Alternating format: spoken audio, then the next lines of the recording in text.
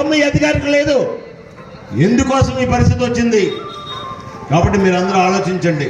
వినాయకుడి పండుగ కాదు, దశమి కాదు, ఏ పండుగలు అయితే మనం చేసుకుంటామో ఆ పండుగలకి, మన యొక్క హిందూ ధర్మానికి, సనాతన ధర్మానికి, మన జీవన విధానానికి ఇవాళ పోలికలు ఉన్నాయి.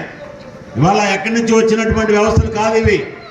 మీరు 100 సంవత్సరాలు, 200 సంవత్సరాలు, 500 సంవత్సరాల కిందకి వెళితే ఈ భారతదేశంలో హిందువులు తప్ప ఎవరూ లేరు.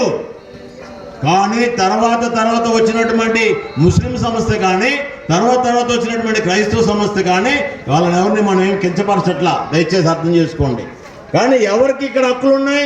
ఈ భూమి మీద పుట్టినటువంటి ఈ భారతీయులకు, ఈ సనాతన ధర్మంలో హిందువులకు ఉన్న హక్కు భారతదేశం ఒక్కటే. ఈ భారతదేశం బయటికి పోతే మనల్ని ఎక్కడ కూడా బతకనివ్వరు, మన హక్కులు లేవు. కానీ ముస్లింలకు దేశాలు ఉన్నాయి, క్రైస్తవులకు దేశాలు ఉన్నాయి. కానీ వాళ్ళ దేశాల్లో చట్టాలు ఎక్కడ పనికిరావు.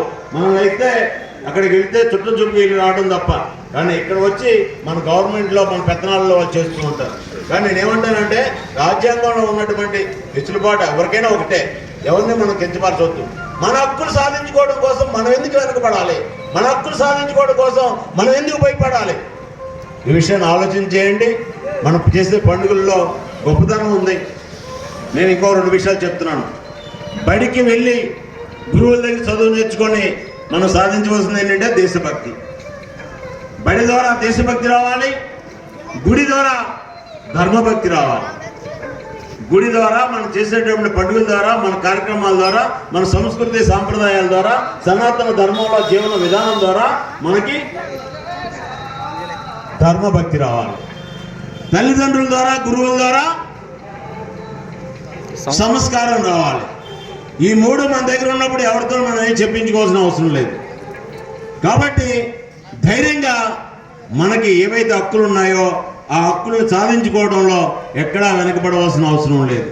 రాజకీయ పార్టీలో ఎవరున్నప్పటికీ, ఎమ్మెల్యేలు ఎవరున్నప్పటికీ, లేకపోతే మంత్రులు ఎవరున్నప్పటికీ ఈ ధర్మం పట్ల విశ్వాసంతో, మన ధర్మాన్ని గౌరవిస్తూ, ఈ ధర్మంలో మెజార్టీ వర్గమైనటువంటి 80% హిందువులు ఏదైతే కోరుకుంటున్నారో వారి కోరికలు తీర్చడంలో వెనుకడుగు వేస్తున్నటువంటి వారు ప్రజాప్రతినిధులుగా ఉంటుంటే, 20% హిందూ ధర్మం మీద దాడి చేసేటటువంటి వ్యక్తులు ఉంటే వారికి ప్రయారిటీ ఇచ్చేటటువంటి విషయాలు జరుగుతున్నాయి. ఎక్కడ నేను వాళ్ళు ప్రయారిటీ ఇవ్వద్దని చెప్పట్లా, కానీ ఎవరిని గౌరవించవలసారో వాళ్ళు గౌరవించాలి. ఇవాళ మనం ఏదైనా చేయాలంటే మనలో ఐక్యత లేని కారణంగా, అంటే హిందువులు ఏదైనా కావాలంటే తర్వాత చూద్దాం, మైనార్టీలు ఏదైనా కావాలంటే నెల రోజుల్లో శంకుస్థాపన చేస్తున్నారు. నేను సవాలు చూస్తున్నాను. ఎవరైనా చర్చకొస్తే నేను ఒప్పుకొని చెప్తే సవాలు నిరూపిస్తాను గత ప్రభుత్వాల్లో. కానీ ఎప్పుడైనా సరే ఇవాళ జరుగుతున్నటువంటి ప్రభుత్వం ఎవరున్నప్పటికీ కూడా హిందువుల యొక్క ఐక్యతతో చాటుకొని హిందూ సమాజానికి అనుకూలంగా ఈ ప్రభుత్వాలు ఉండాలని చెప్పి హిందువులు గొంతెత్తి పిడికలు బిగించి మాట్లాడవలసిన అవసరం ఉంది. ఇవాళ కూడా మనం ప్రశ్నించేటటువంటి దమ్ము ధైర్యం మనకు లేకపోతే ఎవరో ఏదో అనుకుంటారని చెప్పి మనం నోరు మూసుకొని కూర్చుంటే రానున్నటువంటి రోజుల్లో ఎవరో చెప్పినటువంటి విషయాలు విని, ఎవరో ఆలోచన చేసినట్టు విని మనం అందరం కూడా వాళ్ళ ఊరేగింపులు వెళ్తుంటే మనం డోర్లు వేసుకొని కూర్చోవలసిన పరిస్థితి రావద్దు అని చెప్పి చెప్పడం కోసం నేను ధైర్యం చేస్తున్నాను. దయచేసి అందరూ అర్థం చేసుకోండి.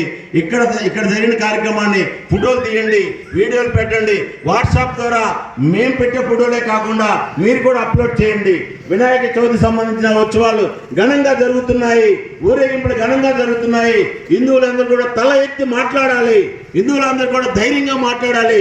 ఇవాళ జరిగేటటువంటి ఒక హిందూకు వ్యతిరేకమైనటువంటి కార్యక్రమాలు ఏం జరుగుతున్నాయి అనేది మీకు అందరికీ తెలుసు, చెప్పక్కర్లేదు. ఇక్కడ చేపురంలో కానీ, గొల్లపురంలో కానీ, పిఠాపురంలో కానీ ఉవ్వెత్తున హిందువులందరూ ఉద్యమాలు చేశారు. కానీ ఆ ఉద్యమాలని గౌరవించేటటువంటి అధికారులు లేరు, గౌరవించేటటువంటి ప్రభుత్వాలు లేని కారణంగా ఇబ్బంది పడ్డాం. ఈ ప్రభుత్వాల టైంలో అటువంటి పరిస్థితులు లేకోకుండా రాజకీయాలకు అతీతంగా మనం అందరూ